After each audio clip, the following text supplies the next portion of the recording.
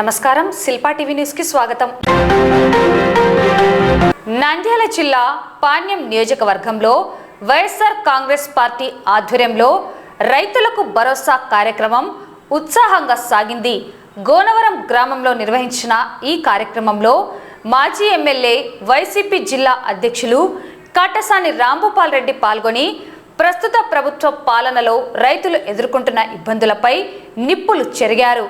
YS Jaganmohan Reddy ఆదేశాల మేరకు రాష్ట్ర వ్యాప్తంగా సాగుతున్న రైతులకు భరోసా యాత్రలో భాగంగా గోనవరంలో రైతుల సమస్యలను కాటసాని రాంభూపాల్ రెడ్డి అడిగి తెలుసుకున్నారు. ఈ సందర్భంగా ఆయన మాట్లాడుతూ గత వైఎస్ఆర్సీపీ ప్రభుత్వంలో రైతు భరోసా కేంద్రాల ద్వారా విత్తనాలు, ఎరువులు సకాలంలో అందించేవారమని గుర్తు చేశారు. కానీ నేడు కూటమి ప్రభుత్వంలో పరిస్థితి దారుణంగా తయారైందని, ఎరువులు మరియు యూరియా బ్లాక్ మార్కెట్కు తరలిపోతున్నా అధికారులు పట్టించుకోవడం లేదని ఆరోపించారు. రైతులు పండించిన పంటలకు గిట్టుబాటు ధర లేక అల్లాడుతున్నారని, వెంటనే ప్రభుత్వం స్పందించి రైతులను ఆదుకోవాలని డిమాండ్ చేశారు. ఇదే సమయంలో ప్రభుత్వంపై విమర్శలు గుప్పిస్తూ రాష్ట్రంలో ఇసుక దందా, బెల్టు షాపులు విచ్చలవిడిగా పెరిగాయని మండిపడ్డారు. ఎన్నికల సమయంలో ఇచ్చిన సూపర్ 6 హామీలు ఏమయ్యాయని ఆయన ప్రశ్నించారు. ఈ కార్యక్రమంలో జిల్లా పార్లమెంటరీ ఉపాధ్యక్షులు సద్దల సూర్యనారాయణ రెడ్డి, మాజీ వైస్ ఎంపీపీ వెంకటేశ్వర్లు, ఆలమూరు జయచంద్రారెడ్డి, కొనిదేడు మధురెడ్డితో పాటు పాణ్యం మండల మాజీ సర్పంచ్లు, భారీ సంఖ్యలో రైతులు మరియు పార్టీ కార్యకర్తలు పాల్గొన్నారు. మా నాయకుడు జగన్మోహన్ రెడ్డి ఆదేశ ప్రకారం ఈ రాష్ట్రంలో ఉండే రైతుల పరిస్థితిని, పండించిన పంటకు గిట్టుబాటు ధర లేని పరిస్థితుల్లో రైతుల వాళ్ళ దీనావస్థను ఒక్కసారి చూడాలనే ఉద్దేశంతోనే ఈ పాణ్యం నియోజకవర్గం సంబంధించిన రైతుల సమస్యలు, రైతుల యొక్క వాళ్ళు పండించిన పంటకు ఏ విధంగా గిట్టుబాటు ధర వస్తుంది, అనుకునే రేటు వస్తుందా రాదా అని తెలుసుకోవడానికి ఈరోజు గోనవరం విలేజ్కి రావడం జరిగింది. ఇక్కడ రైతులు పరిస్థితి చూసిన తర్వాత వాళ్ళతో ఏం మాట్లాడాలని కూడా అర్థం కాని పరిస్థితులు ఉండడం జరిగింది. వాళ్ళు ఒకటే చెప్పడం జరుగుతుంది. ఆ రోజు జగనన్న గవర్నమెంట్లో 1800 ఎండకారు కూడా మేము 1800 తక్కువ కాకుండా అమ్మినాము. ఆ రోజు డైరెక్ట్గా ఒకవేళ రేటు లేకపోతే జగన్మోహన్ రెడ్డి మావన్నీ కూడా ప్రతి ఒక్క పంట కూడా రేటు లేని పంటను ప్రతి ఒక్కటి కూడా కొని మాకు నెల లోపలనే మాకు డబ్బులు ఇచ్చిన పరిస్థితి ఆనాడు జగన్మోహన్ రెడ్డి గవర్నమెంట్ చూసాం. ఏ విషయంలో మందులు కూడా డైరెక్ట్గా మాకు ఆర్బీకేలో ఇచ్చిన పరిస్థితి చూసాం. కానీ ఈరోజు పరిస్థితి చూసే యూరియా కావాలంటే మాత్రం తెలుగుదేశం నాయకుల కనుసైగల్లో వాళ్ళు మందు ఎవరికైతే వాళ్ళకి ఎవరికైతే యూరియా ఎక్కువ కావాలనో వాళ్ళు తీసుకున్న తర్వాత మిగిలిన రైతులకు ఇచ్చే పరిస్థితి ఉండడం జరుగుతుందని రైతులు చెప్పడం. మా గవర్నమెంట్లో మేము ఉన్నప్పుడు ఏ రైతు కూడా మా దగ్గరకు వచ్చి మందు కావాలంటే మాత్రం 2 రోజుల ముందర ఆర్బీకేలు డబ్బులు కట్టే మందు ఇచ్చిన ఘనత మాది. ఈరోజు రైతులు ఒక్కసారి ఆలోచన చేస్తే పండించిన పంటకు గిట్టుబాటు ధర లేదు, కానీ ప్రభుత్వం సప్లై చేసే ఎరువులకు మాత్రం మనం రేటు పెంచడం జరిగింది. ఇప్పుడు దగ్గర ఒక్కొక్క మూటకు 400 రూపాయలు డిఏపి కానీ 20 కానీ దానికి అన్ని దానిలో కూడా రేటు పెంచడం జరిగింది. అంటే ఒక విధంగా రైతులు పండించిన పంటకు గిట్టుబాటు ధర ఇవ్వలేని పరిస్థితుల్లో మనం ఉన్నాం. మందులకు రేట్లు పెంచితే రైతుల పరిస్థితి ఏంటి అనేది కూడా ఒక్కసారి ప్రభుత్వాలు కూడా ఆలోచించాల్సిన అవసరం ఉంది. కేవలం ఏదో మీడియాలో మా చేతిలో ఉందిలే, మేమేమనుకుంటే సై అంటే సై లేక తందన అంటే తందన అని రాసే మాకు పత్రికలు, టీవీలు ఉన్నాయి. మేము ఏం చెప్పినా కూడా ప్రచారం చేసుకునే పరిస్థితి మాకుందనే ఉద్దేశంతోనే వాళ్ళు ఈ విధంగా ఉంటే మాత్రం ఎవ్వరు కూడా ఏం చేయలేని పరిస్థితి. రైతులను అదే వచ్చి నాకు అడగడం జరిగింది. తెలుగుదేశం వాళ్ళు మీకు గిట్టుబాటు ధర కల్పించినామని మొత్తం వాట్సాప్లో, ఫేస్బుక్లో చెప్తున్నారు. మీకంటే ఏముంది సార్ మా పరిస్థితి? ఆనాడు జగనన్న గవర్నమెంట్లో ఉండే పరిస్థితి ఈరోజు ఇంకా ఆ పరిస్థితి. చంద్రబాబు నాయుడు తలకిందులు తపస్సు చేశాక 40 సంవత్సరాలు కూడా జగన్మోహన్ రెడ్డి మాదిరి మాకు రైతులకు మంచి చేసిన ప్రభుత్వాన్ని ఒక జగన్మోహన్ రెడ్డిని చూసినాం తప్ప మేము ఎవరిని చూడలేదు. ఈ రైతు ప్రసాద్ మాకు చెప్పడం జరిగింది. అంటే ఒక్కసారి ఆలోచించండి. జిల్లా అధ్యక్షుడు కాటసాని రాంభూపాల్ రెడ్డి అధ్యక్షతన రైతులకు గిట్టుబాటు ధర లేదనే ఉద్దేశంగా మేము ఈ ప్యాడి ఒడ్ల దగ్గరనే మీటింగ్ పెట్టడం జరుగుతుంది. జగన్మోహన్ రెడ్డి ఆదేశాల మేరకు రైతుల పరిస్థితి చాలా చాలా బాగలేదు.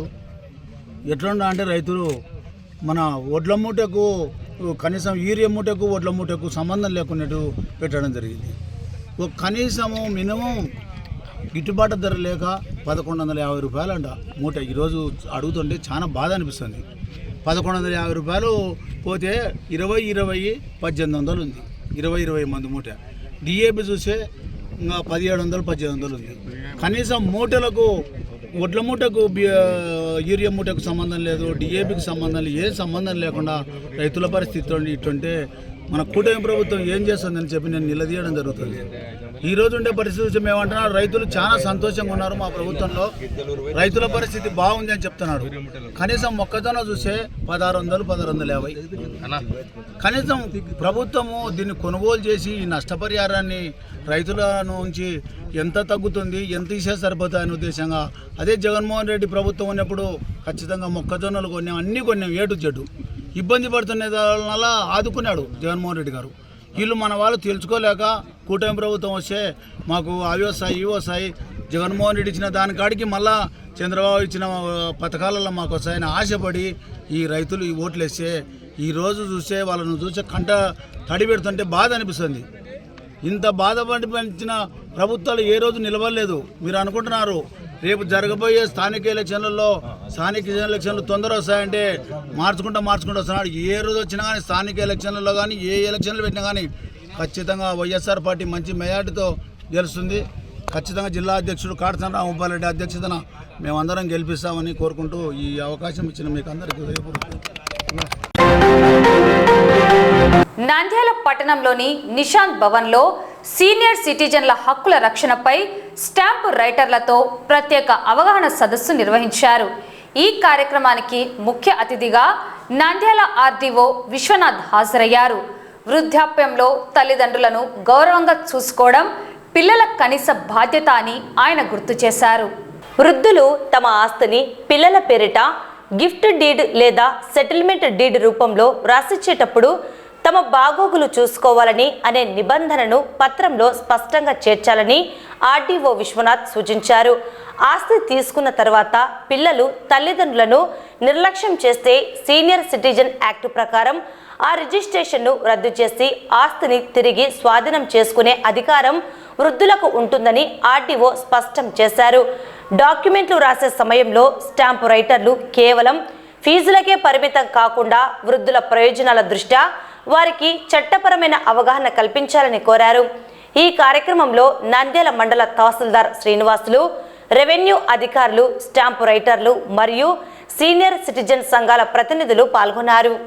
ఈరోజు నంద్యాల పట్టణంలో సీనియర్ సిటిజన్ వెల్ఫేర్ యాక్ట్ 2007 సంబంధించి అవేర్నెస్ క్యాంపు రిటైర్డ్ ఎంప్లాయీస్ అలాగే డాక్యుమెంట్ రైటర్లతో కలిపి తహసీల్దార్ కార్యాలయంలో ఏర్పాటు చేయడం జరిగింది. ముఖ్యంగా ఎవరైతే 60 ఇయర్స్ దాటిన తర్వాత సీనియర్ సిటిజన్స్ ఎవరైతే ఉన్నారో వాళ్ళ యొక్క బాగోగులు వాళ్ళ పిల్లలు సరిగా చూసుకోవడం లేదు అని కంప్లైంట్ వచ్చినప్పుడు మెయింటెనెన్స్కి సంబంధించి పిల్లల నుంచి ఎలా పొందాలి, తర్వాత తల్లిదండ్రులు వాళ్ళ పిల్లలకు ఆస్తి దానపత్రాలు రాసేటప్పుడు ఈ యొక్క సీనియర్ సిటిజన్ వెల్ఫేర్ యాక్ట్కి సంబంధించినటువంటి సెక్షన్ 23 ప్రకారం మా పోషణను మీరు చూసుకున్నట్లయితే మేము ఈ యొక్క దానపత్రాన్ని రద్దు చేసుకుంటాము అనే కండిషన్ని ప్రతి ఒక్కరూ కూడా డాక్యుమెంట్ రైటర్లో రాసుకోగలిగితే భవిష్యత్తులో పిల్లలు ఎవరైనా సరిగా తల్లిదండ్రులకు బాగోగులు చూసుకున్నప్పుడు ఖచ్చితంగా డాక్యుమెంట్ రద్దుపరిచి ఆ ఆస్తి తిరిగి తల్లిదండ్రులకు అందించడానికి కండిషన్ ఉపయోగపడుతుందని చెప్పి అవేర్నెస్ క్యాంపు చేశాము. అలాగే ఇక్కడ రిటైర్డ్ ఎంప్లాయీస్ ఎవరైతే ఉన్నారో వాళ్ళందరూ కూడా నంద్యాల పట్టణంలో ఒక సీనియర్ సిటిజన్ వెల్ఫేర్ కమిటీ లాగా ఏర్పడి ఎవరైనా సరే ఈ సీనియర్ పిల్లల నుంచి నిరాధారణకు గురైనటువంటి తల్లిదండ్రులు ఎవరైతే ఉన్నారో వాళ్ళ బాగోగులు చూసుకోవడానికి ట్రిబ్యునల్ ఆశ్రయించడానికి తగిన న్యాయ సహాయం కావచ్చు లేదా మాట సహాయం కావచ్చు ఇదన్నీ చేయడానికి రిటైర్డ్ ఎంప్లాయీస్ అందరూ కూడా ముందుకు వచ్చారు. ఇది నిజంగా వాళ్ళందరినీ కూడా అభినందించిన విషయం. భవిష్యత్తులో భారతదేశంలో పెరుగుతున్నటువంటి వయోవృద్ధుల జనాభా ఆధారంగా ఇలాంటి అవేర్నెస్ కల్పించడం ద్వారా భవిష్యత్తులో పిల్లలు తల్లిదండ్రులను సరిగా చూసుకోలేదు అనేటువంటి అపవాదు రాకూడదు. ప్లస్ ప్రతి ఒక్కరి పిల్లల యొక్క బాధ్యత, నిజంగా తల్లిదండ్రులు పిల్లల్ని కష్టపడి పెంచి వాళ్ళకు మంచి చదువులు చెప్పించి ప్రయోజకుల్ని చేసిన తర్వాత కూడా చాలా మంది తల్లిదండ్రులు నిరాదరణకు గురవుతున్నారు. అలాంటి పరిస్థితి తలెత్తకుండా ముందు జాగ్రత్తగా వాళ్ళ యొక్క ఆస్తులకు సంబంధించి విషయం రాసేటప్పుడు ప్రతి ఒక్కరు కూడా తల్లిదండ్రులు జాగ్రత్తగా ఉండాలని ఒక senior citizen welfare act tribunal chairman గా ఆర్డీఓ నంద్యాలగా నేను ప్రతి ఒక్క తల్లిదండ్రులని కోరుకుంటున్నాను. దయచేసి మీ ఆస్తులు రాసేటప్పుడు ఖచ్చితంగా మీరు ఈ యొక్క కండిషన్, మా యొక్క పోషణ తర్వాత పోషణ చేయకపోతే, మా బాగోగులు సరిగా చూసుకోకపోతే senior citizen welfare act section 23 ప్రకారంగా ఈ డాక్యుమెంట్ ను రద్దు కోరువారము అనే పాయింట్ మీరు రాసుకోగలిగితే ఖచ్చితంగా ఈ ట్రిబ్యునల్ మీకు సాయం చేస్తుంది. అలాగే ఆ యొక్క దానపత్రం కూడా రద్దుపరిచి మీకు తిరిగి ఆస్తిని మీకు వెనక్కి రిజిస్ట్రేషన్ క్యాన్సిల్ చేసి ఇవ్వడం కూడా జరుగుతుంది. కాబట్టి ప్రతి ఒక్క తల్లిదండ్రులు మీ పిల్లలకు సంబంధించినటువంటి ఆస్తులు ఇచ్చేటప్పుడు జాగ్రత్తగా ఉండాలని కోరుకుంటున్నాం. అలాగే ప్రతి ఒక్క పిల్లలు ఎవరైతే వాళ్ళ యొక్క తల్లిదండ్రులకు సంబంధించినటువంటి వ్యవహారాల్లో దయా కరుణ మంచి ఆదరణతో తల్లిదండ్రులను చూసుకోవాల్సిందిగా తెలియజేస్తున్నాం. నిజంగా ఈ ప్రపంచంలో ఎవరైనా గొప్పవారు ఉన్నారంటే మొదట తల్లిదండ్రులనే ప్రతి ఒక్కరు కూడా గౌరవించుకోవాలి. గ్రామీణ ప్రాంతాల్లో పారిశుద్ధ్యాన్ని మెరుగుపరచడంతో పాటు ప్లాస్టిక్ రహిత సమాజాన్ని నిర్మించడమే లక్ష్యంగా నంద్యాలలో కీలక అడుగు పడింది. స్వచ్ఛ ఆంధ్ర కార్పొరేషన్ ఆధ్వర్యంలో ప్లాస్టిక్ వ్యర్థాల నిర్వహణపై అధికారులు ప్రత్యేక శిక్షణ కార్యక్రమాన్ని నిర్వహించారు. నంద్యాల జిల్లా మండల ప్రజా పరిషత్ సమావేశ మందిరం నేడు కీలక శిక్షణకు వేదికైంది. స్వచ్ఛ భారత్ మిషన్ మరియు ప్లాస్టిక్ వ్యర్థాల నిర్వహణపై శిక్షకులకు శిక్షణ కార్యక్రమాన్ని అధికారులు ఘనంగా నిర్వహించారు. ఈ కార్యక్రమానికి కర్నూలు జిల్లా పరిషత్ సిఇఓ రమణారెడ్డి ముఖ్య అతిథిగా విచ్చేశారు. పంచాయతీరాజ్ విభాగం మరియు ఏపీఎస్ఐ ఆర్డీపీఆర్ సహకారంతో జరిగిన ఈ సెషన్లో నంద్యాల జిల్లాలోని ఎంపీడీఓలకు ప్లాస్టిక్ నిర్మూలనపై అవగాహన కల్పించారు. గ్రామ స్థాయిలో ప్లాస్టిక్ వ్యర్థాలను శాస్త్రీయంగా ఎలా సేకరించాలి, సేకరించిన వ్యర్థాలను పునర్వినియోగంలోకి ఎలా తీసుకురావాలి, స్థానిక ప్రజా ప్రతినిధులను మాస్టర్ ట్రైనర్స్గా తీర్చిదిద్ది వారి ద్వారా గ్రామాల్లో ప్రజలను ఎలా చైతన్యపరచాలి అనే అంశాలపై లోతైన శిక్షణ ఇచ్చారు. ఈ సందర్భంగా సిఇఓ రమణారెడ్డి మాట్లాడుతూ పర్యావరణ పరిరక్షణలో ప్లాస్టిక్ వ్యర్థాల నిర్వహణ అత్యంత కీలకమని పేర్కొన్నారు. శిక్షణ పొందిన అధికారులు గ్రామాన ప్రజలకు పారిశుద్ధ్యంపై అవగాహన కల్పించాలని పిలుపునిచ్చారు. ఈ కార్యక్రమంలో స్వచ్ఛ ఆంధ్ర కార్పొరేషన్ ప్రతినిధులు, మండల అధికారులు మరియు పంచాయతీరాజ్ సిబ్బంది పెద్ద ఎత్తున పాల్గొన్నారు. ఈరోజు ప్లాస్టిక్ అంటే ఏమిటి? పాలిమర్స్ పదార్థంతో తయారైన తక్కువ బరువు, ఎక్కువ కాలం కొల్లని పదార్థం. అంటే ఫర్ ఎగ్జాంపుల్ కవర్లు, బాటిల్స్, ప్లేట్లు, ప్యాకేజింగ్. ఈ ప్లాస్టిక్ ఉపయోగించే దాని వలన 100 సంవత్సరాల నుంచి 500 సంవత్సరాల వరకు కూడా ఇవి కుల్లవు. దీనివలన నేల, నీరు, గాలి కాలుష్యం, పశువులు, చేపలు మింగడం వలన మరణాలు. ఈ ప్లాస్టిక్ వ్యర్థ ప్రభావాల మీద, ఈ పర్యావరణం మీద నేల సారాన్ని తగ్గిస్తుంది, డ్రైనేజీలు మూసుకుపోతాయి, వరదలు పెరుగుతాయి, ఆరోగ్యంపై విష పదార్థాలు విడుదల, ఆహార సంస్థలలోకి మైక్రోప్లాస్టిక్. సామాజికంగా గ్రామ పరిశుభ్రత తగ్గిపోతుంది, జీవన ప్రమాణాలు కూడా పడిపోతాయి. ప్లాస్టిక్లో సింగిల్ యూజ్ ప్లాస్టిక్ అంటే ఒకసారి ఉపయోగించి పారేసినవి, తర్వాత ఉదాహరణ కప్పులు, స్ట్రాలు, కవర్స్ ఇవన్నీ కూడా మనం ఒకసారి ఉపయోగించి పడేసేస్తాం. రెండేవి కొన్ని రీసైక్లింగ్ ప్లాస్టిక్ అంటే అవి మళ్ళా ఉపయోగించగలిగేటి, అంటే బాటిల్స్, కంటైనర్స్ ఇవన్నీ కూడా మళ్ళా రెండోసారి కూడా ఉపయోగిస్తారు. తర్వాత మల్టీలేయర్డ్ ప్లాస్టిక్ అంటే చిప్స్ ప్యాకెట్లు వంటివి రీసైకిల్ చేయడం కష్టమైనవి ఇవన్నీ కూడా.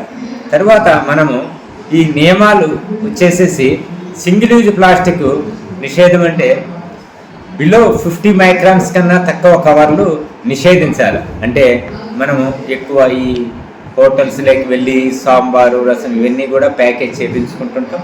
ఇవి చేయించుకున్న తర్వాత ఆ వేడికి రసము కానీ, సాంబారు కానీ, తర్వాత ఇవన్నీ కూడా పార్సెల్స్ కట్టినప్పుడు 50 మైక్రాన్స్ కన్నా తక్కువ ఉంటే అవి మెల్ట్ అవుతాయి. ఆ ప్లాస్టిక్ పదార్థం కరిగి అది మనుషులు ఉపయోగించే దాని వలన ఎక్కువ క్యాన్సర్ వచ్చేదానికి అవకాశం ఉంటుంది. కాబట్టి మ్యాక్సిమం మనము ప్లాస్టిక్ను వాడకుండా ఉండడము చాలా మేలు. దానివలన చాలా ఫ్యూచర్లో చాలా అనారోగ్యాలు, క్యాన్సర్ వంటి భయంకర వ్యాధులు వచ్చేదానికి కూడా అవకాశం ఉంటుంది. కాబట్టి ఈ తయారీదారులు కూడా బాధ్యత తీసుకోవడం, తర్వాత గ్రామ పంచాయతీలో కూడా బాధ్యత, సేకరణ వేరు చేసి ఈ ప్లాస్టిక్ ఇవన్నీ కూడా వేరు చేసేసేసి తర్వాత మళ్ళా మనము రీసైక్లింగ్ చేసుకునే దానికి కూడా అవకాశం ఉంటుంది. దీని మీద మనం అందరం కూడా అవగాహన కలిగించుకొని ఎస్హెచ్జిస్ ద్వారా సేకరణ చేసి ప్లాస్టిక్ బ్యాన్ అమలు, వార్డు స్థాయిలో మానిటరింగ్, తర్వాత కమ్యూనిటీ పార్టిసిపేషన్, ప్రజల భాగస్వామ్యం కూడా మనకు ఎక్కువ అవసరం. కాబట్టి ప్రజల భాగస్వామ్యం లేనిది మన గ్రామ పంచాయతీని పరిశుభ్రంగా ఉంచుకోలేము. పర్యావరణానికి అనుకూల ప్రయత్నాలు కూడా మనం చేయాలంటే ఈ ప్లాస్టిక్ను పూర్తిగా నిషేధించి తర్వాత జూట్ బ్యాగ్స్ కానీ క్లాత్ బ్యాగ్స్ కానీ ఉపయోగిస్తే మనము ఆరోగ్యంగా ఉంటాం, పర్యావరణం ఆరోగ్యంగా ఉంటుంది. పర్యావరణం ఆరోగ్యంగా ఉన్నప్పుడే మనము దేశమంతా కూడా ఆరోగ్యంగా ఉండేదానికి, ప్రజలందరూ కూడా ఆరోగ్యంగా ఉండేదానికి అవకాశం ఉంటుంది. నంద్యాల జిల్లా కలెక్టర్ రాజ్కుమారి ఆదివారం నాడు ఆర్టీసీ బస్టాండ్ను ఆకస్మికంగా తనిఖీ చేసిన సంగతి తెలిసిందే. కలెక్టర్ ఆదేశాలతో నేడు Nandyal depot manager Madhavi Latha bus stand ఆవరణలో ముమ్మర తనిఖీలు చేపట్టారు. కలెక్టర్ గుర్తించిన సమస్యలను తక్షణమే పరిష్కరించేలా చర్యలు ప్రారంభించారు. ఆదివారం తనిఖీల్లో బస్టాండ్ పారిశుద్ధ్యం మరియు ఇతర సౌకర్యాలపై కలెక్టర్ రాజకుమారి అసహనం వ్యక్తం చేయడంతో డిపో మేనేజర్ మాధవిలత ఈరోజు ఉదయాన్నే సిబ్బందితో కలిసి బస్టాండ్ అంతా కలియదిరిగారు. ముఖ్యంగా ప్రయాణికులకు ఇబ్బంది కలగకుండా టాయిలెట్లను యుద్ధ ప్రాతిపదికన శుభ్రం చేయించారు. అనంతరం బస్టాండ్ ఆవరణలోని వాణిజ్య దుకాణాలను ఆమె తనిఖీ చేశారు. కూల్ డ్రింక్స్, వాటర్ బాటిల్స్ మరియు ఇతర వస్తువులను ఎంఆర్పి ధరలకే విక్రయిస్తున్నారా లేదా అని షాపు యజమానులను అడిగి తెలుసుకున్నారు. ఎవరైనా అధిక ధరలకు విక్రయిస్తే కఠిన చర్యలు తీసుకుంటామని హెచ్చరించారు. బస్టాండ్ను ప్రతినిత్యం పరిశుభ్రంగా ఉంచాలని పారిశుద్ధ్య కార్మికులకు ఆమె స్పష్టమైన ఆదేశాలు జారీ చేశారు. ప్రయాణికులకు ఎటువంటి అసౌకర్యం కలగకుండా అన్ని రకాల వసతులను మెరుగుపరుస్తామని ఈ సందర్భంగా డిపో మేనేజర్ మీడియాకు తెలిపారు.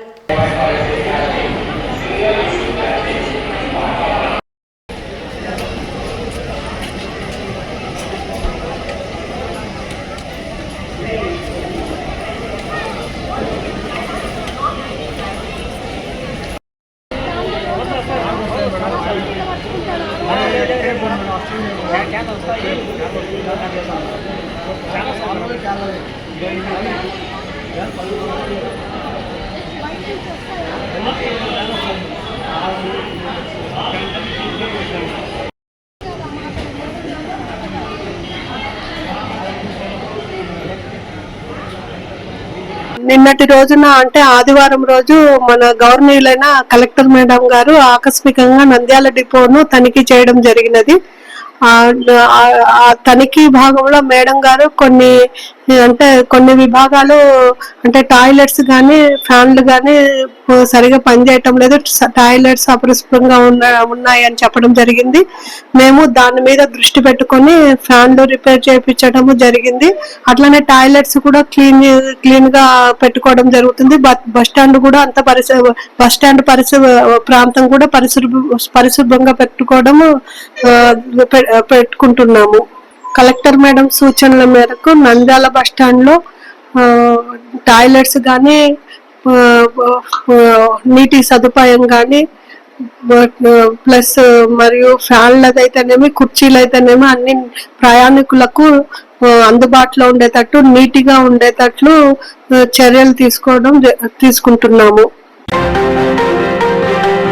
నంద్యాల పట్టణం ఆర్ఎస్ రోడ్డులోని తెలుగు బాపిస్ట్ రక్షణాలయంలో గత 6 రోజులుగా జరుగుతున్న విరామ బైబిల్ పాఠశాల తరగతులు మంగళవారంతో అత్యంత ఉత్సాహంగా ముగిశాయి.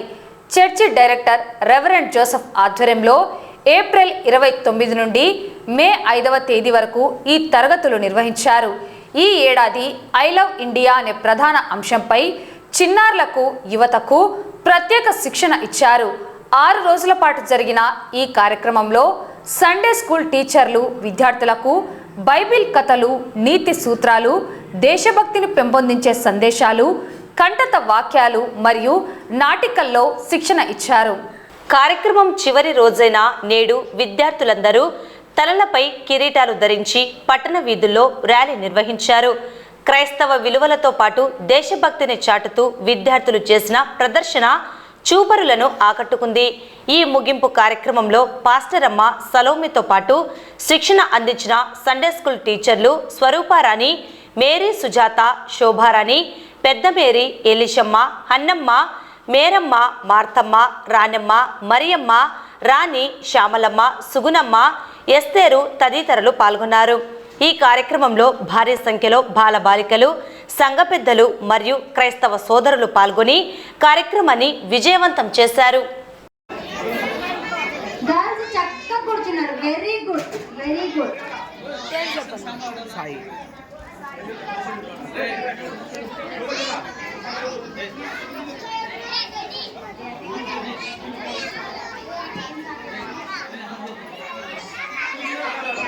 మంచి పిల్లలు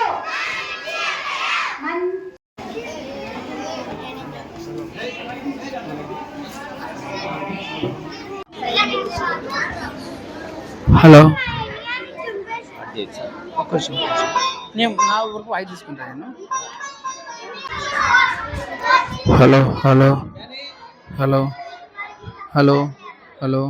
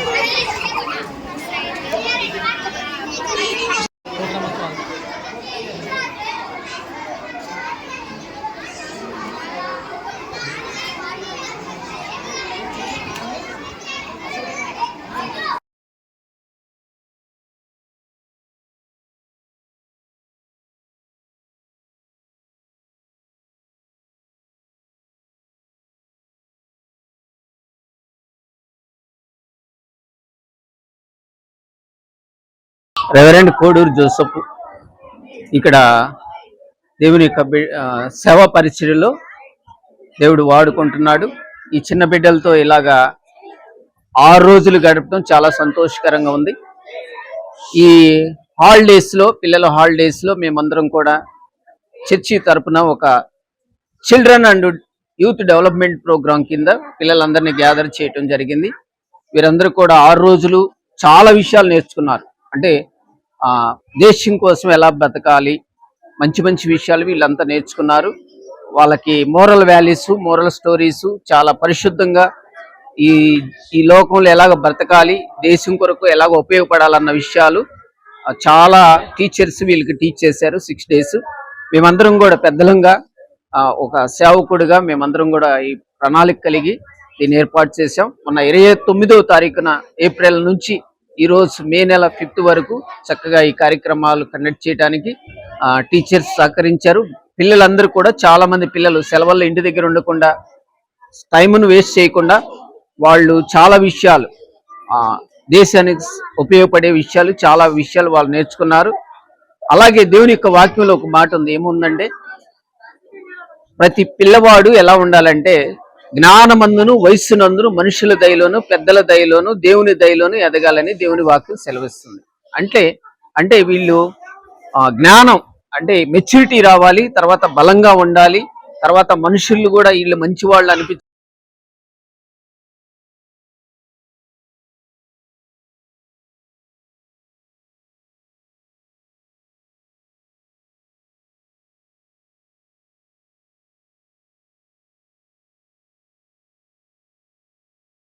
29వ తారీఖు ఏప్రిల్ నుంచి 5వ తారీఖు మే నెల 5 వరకు పిల్లలకి 6 రోజులు విబిఎస్ కార్యక్రమాలు చక్కగా నిర్వహించాము. బిడ్డలు చాలా చక్కగా నేర్చుకున్నారు అన్ని విషయాలు కూడా. బైబిల్ వాక్యంలో ఏమని ఉంటదంటే, బాలుడు నడవలసిన త్రోవను వానికి నేర్పుము, వాడు పెద్దవాడైనప్పుడు దాని నుంచి తొలగిపోడు అని చెప్పి దేవుని వాక్యం సెలవిస్తూ ఉంది.